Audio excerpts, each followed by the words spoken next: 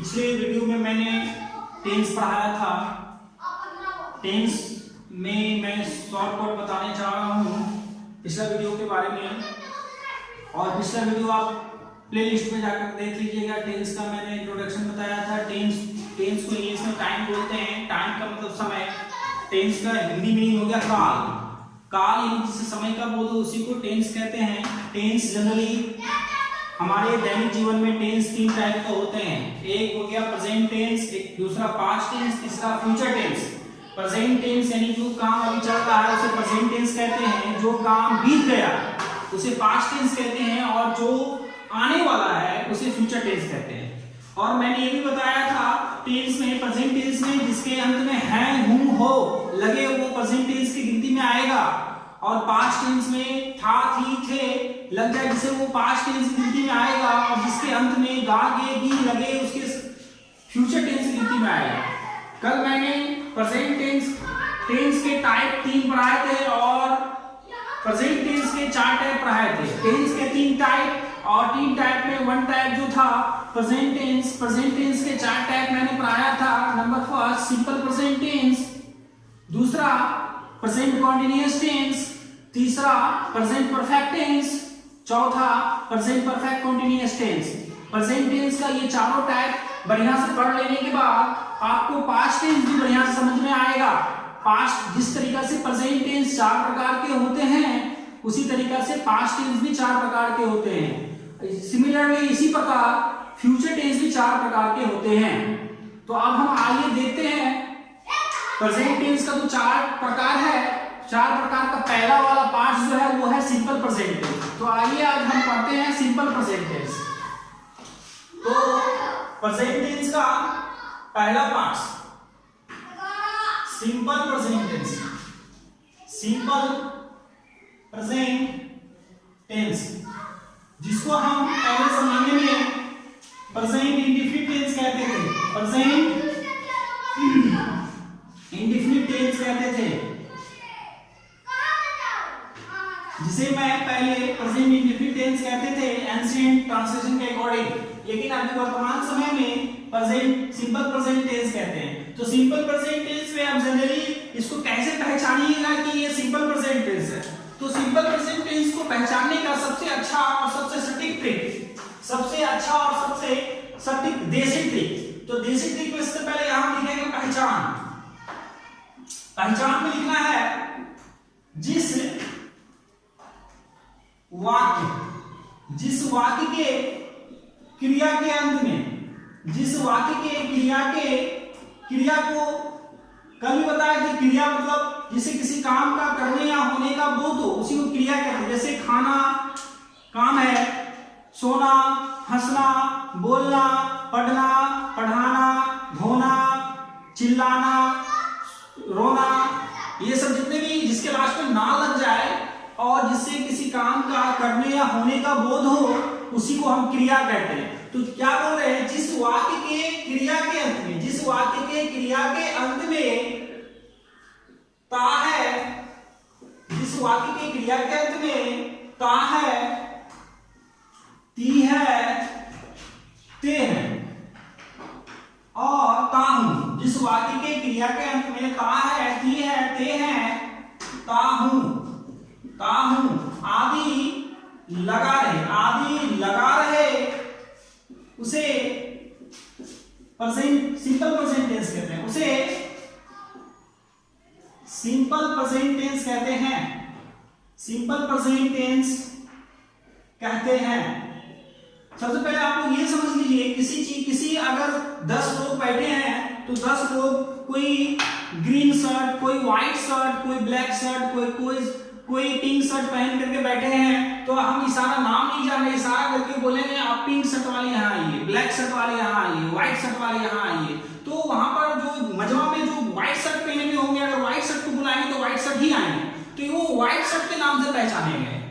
और कोई अगर पिंक शर्ट पहने हुए हैं तो अगर पिंक शर्ट वाले को बुलाएंगे तो वो पिंक शर्ट वाले ही आएंगे। तो इस तरीके से हम कह सकते हैं कि सिंपल प्रेजेंट टेंस को ऐसे ही पहचानेंगे। तो जिस वाक्य के क्रिया के अंत में ता है, किसके अंत में? क्रिया के अंत में ता है, ती है, ते है, ता हूं कि जस्ट पहले क्रिया होना चाहिए।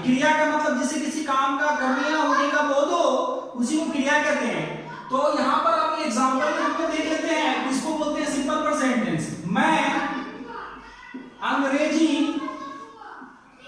पढ़ाता हूं, मैं अंग्रेजी पढ़ाता हूं, यहां अंग्रेजी पढ़ाता हूं, यहां देख लीजिए ये सिंपल प्रेजेंट टेंस है। ये कौन सा टेंस है? Simple present tense. क्यों सिंपल प्रेजेंट टेंस? यानी present indefinite tense, indefinite tense, present indefinite tense. तो पढ़ता हूं या क्या आ गया? ताहूं, तो ताहूं तो पहचान हो गया, ताहूं क्या हो गया? सिंपल प्रेजेंट का पहचान हो गया। लेकिन ताहूं से पहले क्या है? पढ़ना, पढ़ क्या हो गया? ये क्रिया, पढ़ना, पढ़ना क्या हो गया? क्रिया हो गया। क्रिया को इंग्लिश में बोलते हैं वर्ब। तो फिर से अगर आप समझ लीजिए, जिस वाक्य, ये वाक्य, ये टोटल यहां से लेके यहां तक वाक्य है, ये टोटल यहां से लेके यहां तक वाक्य है। जिस वाक्य की क्रिया के अंत में ता है, ती है, ते है, ताहूं, यानी कि ये क्रिया है। पढ़ना क्या क्रिया है? क्रिया के अंत में ता है, ती है, ते लग गया, तो उसी को बोलते हैं हम सिंपल प्रेजेंट टेंस। और देख लीजिए, वह गाना गाता है, तो यहाँ पर जो गाना, गाना क्रिया हो गया, गाना क्या हो गया? गाना क्रिया हो गया, गाना क्या हो गया? क्रिया हो गया, गाना हो गया क्रिया। और ता है, ती है, तो समझ जाना ये कौन सा टेंस है? सिंपल प्रेजेंट टेंस है। कौन सा टेंस है? सिंपल प्रेजेंट टेंस है। तो सिंपल प्रेजेंट टेंस को पहचानने का सबसे अच्छा और सबसे सटीक देसी ट्रिक यही है कि जिस वाक्य के क्रिया के अंत में ता है, ती है, ते है, ताहू आदि लगा रहे, इसी को हम सिंपल प्रेजेंट टेंस कहते हैं। अब हम आते हैं सिंपल प्रेजेंट टेंस का एग्जांपल को हम बनाते हैं। ये भी सिंपल प्रेजेंट टेंस है, simple present tense, simple present tense. और टेंस को टेंस पढ़ लीजिएगा अगर वीडियो में, टेंस को पढ़ लेने के बाद मैं फिर ग्रामर स्टार्ट करूंगा, क्योंकि टेंस जो है ग्रामर का रीढ़ है, रीढ़ के हड्डी का काम करता है ये टेंस। टेंस बनाना सबसे जरूरी है। टेंस बनाकर आपको अपना इंग्लिश को स्ट्रॉन्ग करना। तो ये वीडियो को बार बार देखिएगा। तो अब हम बताते हैं इसको इंग्लिश में।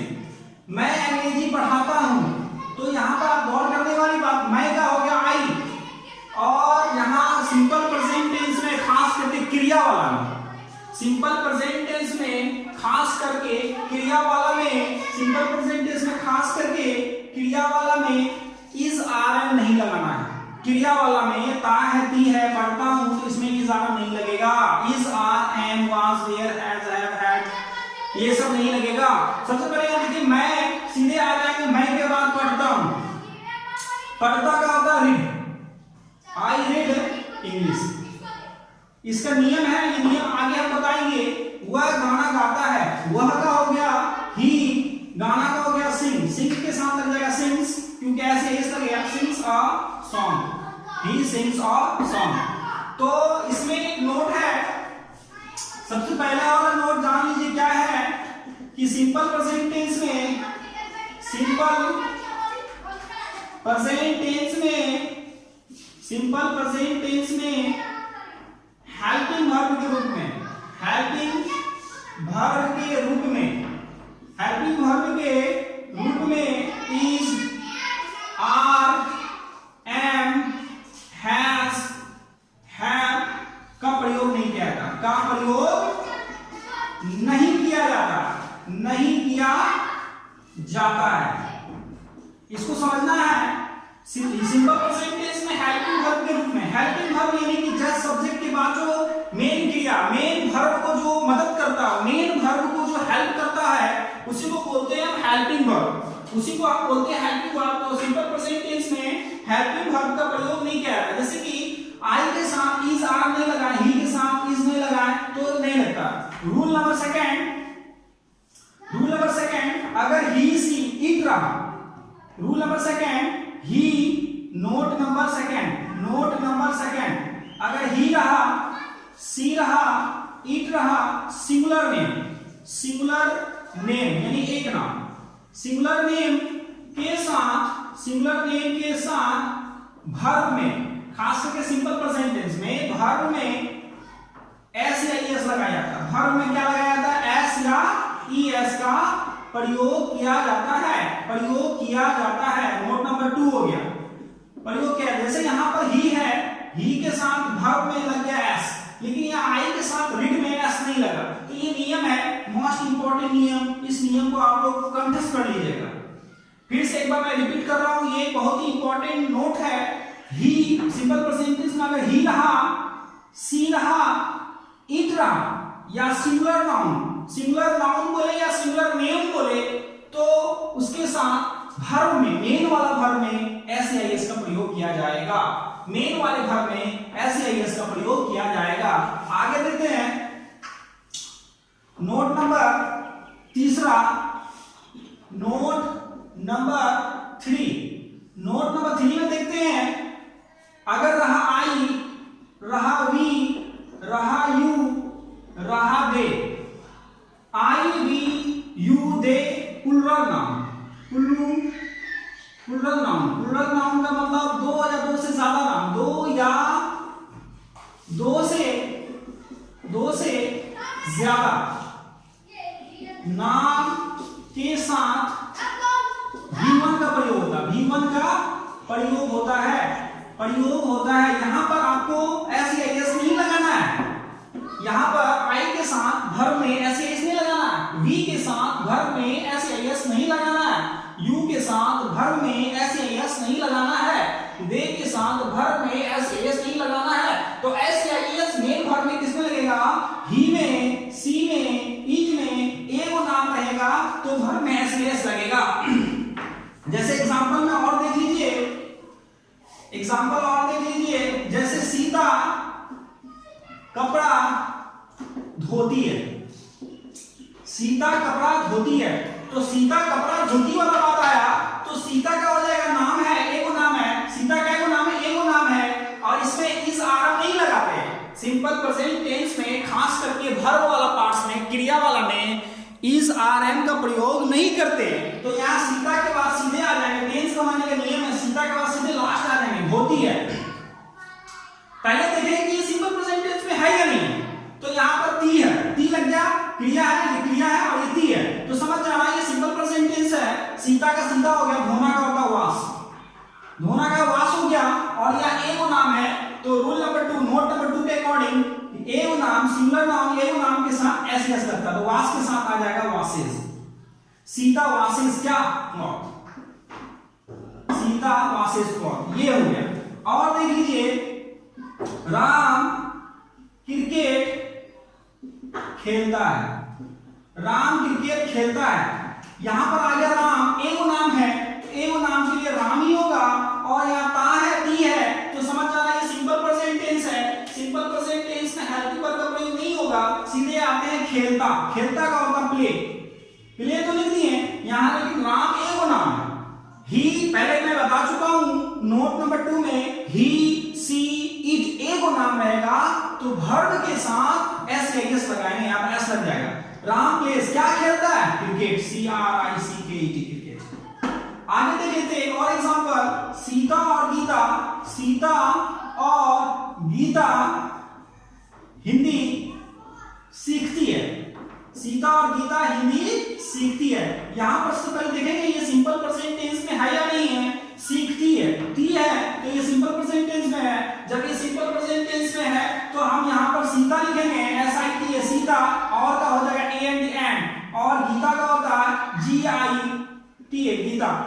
सीता एंड गीता, सीखना का होता है लर्न, LEARN लर्न। अब यहाँ पर देखना है नाम कैगो है, कैगो नाम है, कितना नाम है? यहाँ 2 को नाम है और दोनों नाम एंड से जुड़ा हुआ है, 2 को नाम एंड से जब जुड़ा रहे तो उसमें SAS नहीं लगेगा, क्योंकि ये रूल नंबर 3 फॉलो कर रहा है। Note number 3, Sita and Gita learn क्या? Hindi, Sita and Gita learn Hindi.